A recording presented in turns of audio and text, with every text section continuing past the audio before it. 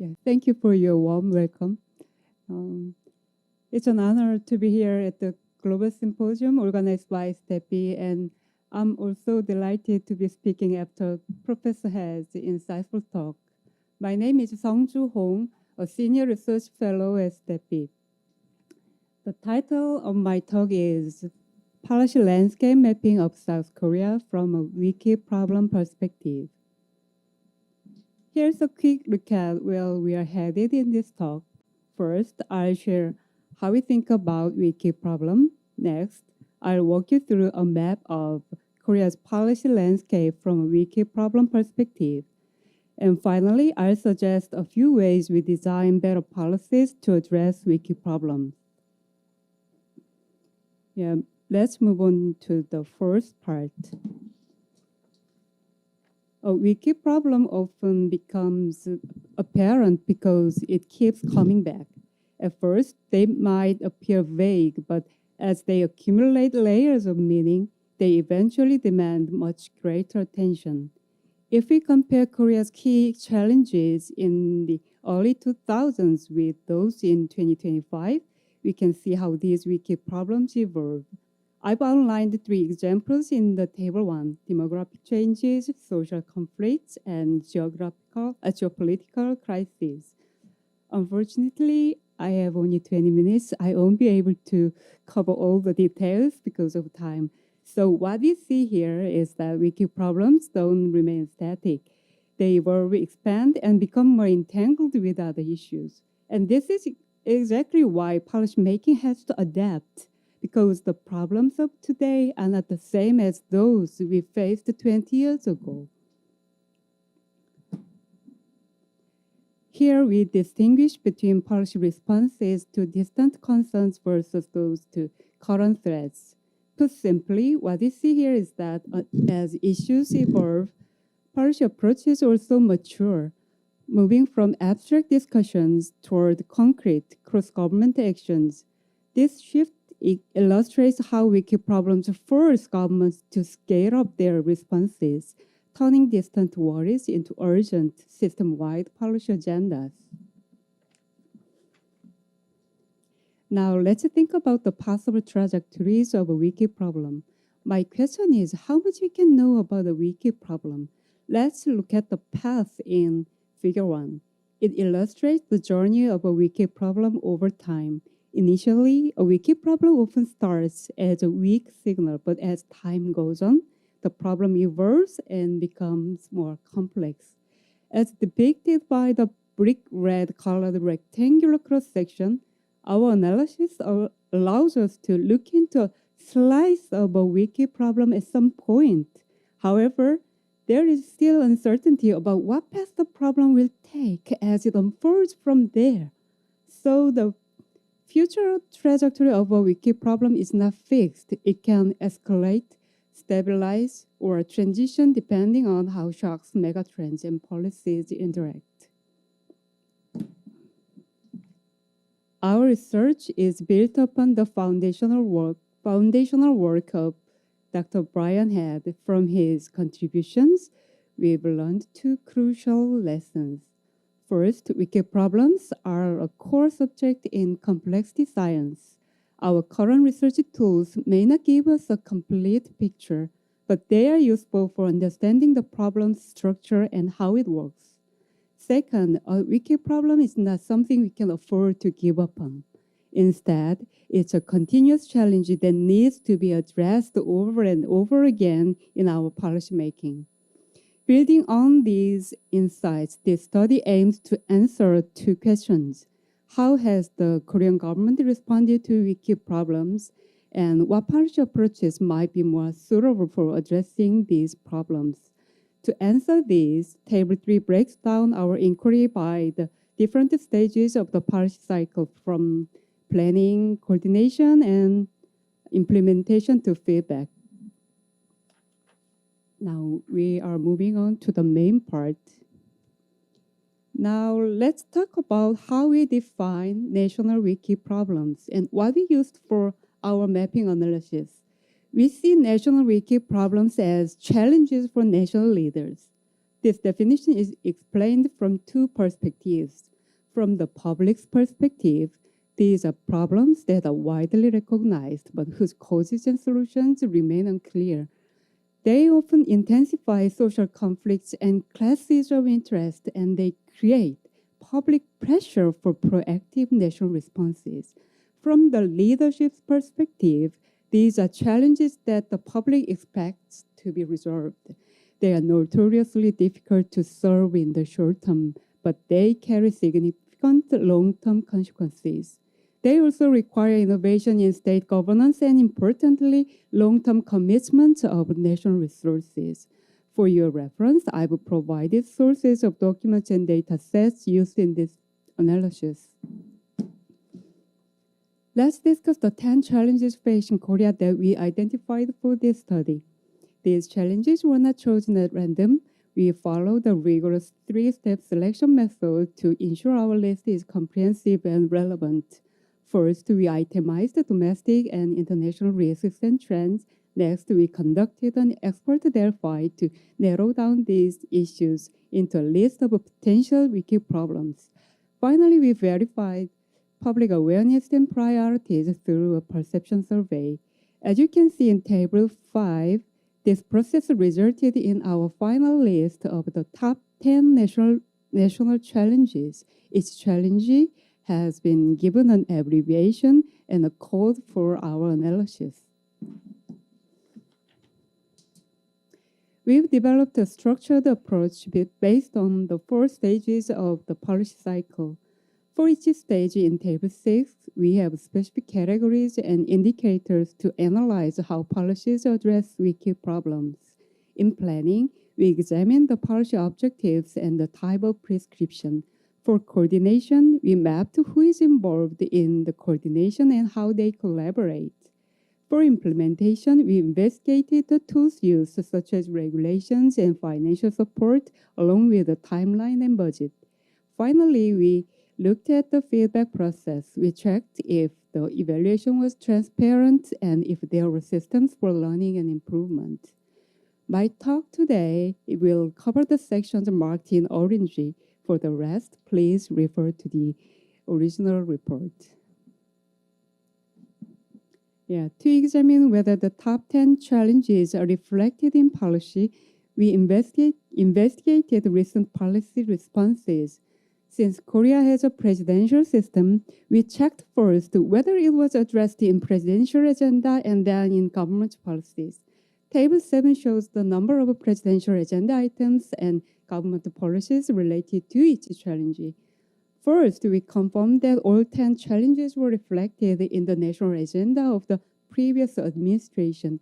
We also found that over 100 policies related to these challenges were announced in the subsequent government policies. What's also important is that the adoption of these policy agendas continues even when administrations change, showing a consistent focus on these problems over time.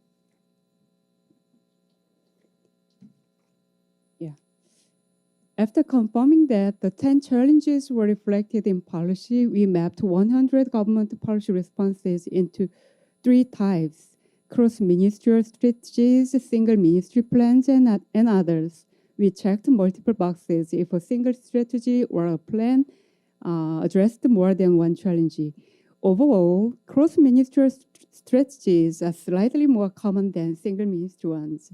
Some wiki problems, however, like environmental conservation, show a stronger reliance on single ministry plans. We also discovered that even for long-standing issues, a major unexpected incident, like a huge hacking attack, often triggers an emergency response. This leads to a quicker task force-style approach to get the problem under control.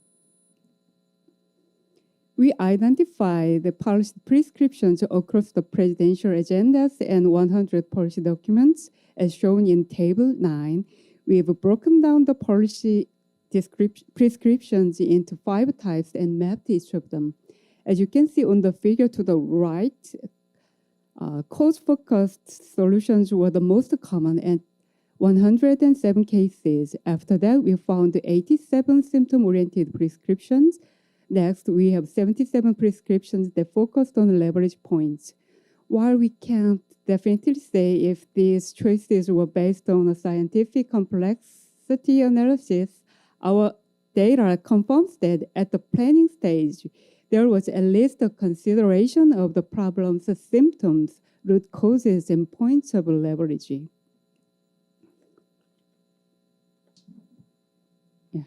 We also observed some interesting patterns for specific challenges in Table 10 for issues that have recently gained prominence like supply chain shocks and talent acquisition. Cognitive approaches are notable. We also found that symptom-oriented prescriptions are dominant approach for addressing a few insecurity issues. This makes sense as these policies often focus on providing immediate relief for the visible symptoms of economic hardship. In contrast, leverage point prescriptions are more prevalent for issues like regional disparities and supply chain shocks. These indicate that policymakers seem to understand the system's complexity to a certain degree, and they might be identifying key points of intervention. Let's now look at how the government coordinates its efforts to tackle these issues. In Table 11, we have mapped the specific coordinating bodies for each of the major challenges. Most of the challenges are supported by a high-level coordinating body. Specifically, 8 out of the 10 challenges have at least one such body. These bodies consist of 6 presidential ones, 2 prime ministerial ones, and multiple ones under ministries.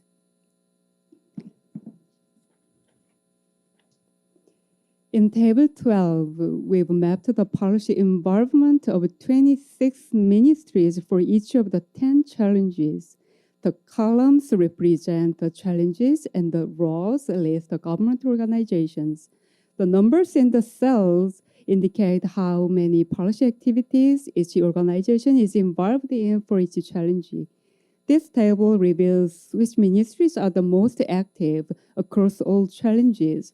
For example, the Ministry of Trade, Industry and Energy, MOTIE, the maybe 19th MOTIE, and the Ministry of Science and ICT, MSIT, the 10th, show very high levels of engagement. You can refer to this table for the full names of all the government organizations mentioned. We've categorized the various policy instruments into 5 types and mapped a total of 472 instruments according to these types. As you can see in the bar chart on the right, financial support is followed by regulation and incentives, collaboration, infrastructure, and organizational innovation. This tells us that the government relies mainly on financial measures to address these challenges. We also conducted a cross-analysis to see how these instruments relate to prescriptions we discussed earlier. As shown in Table 13, when the symptom cause leverage points of a problem are clear, financial support and regulation and incentive instruments were dominant. This suggests that for well-defined problems, the government uses more direct and established tools to solve them.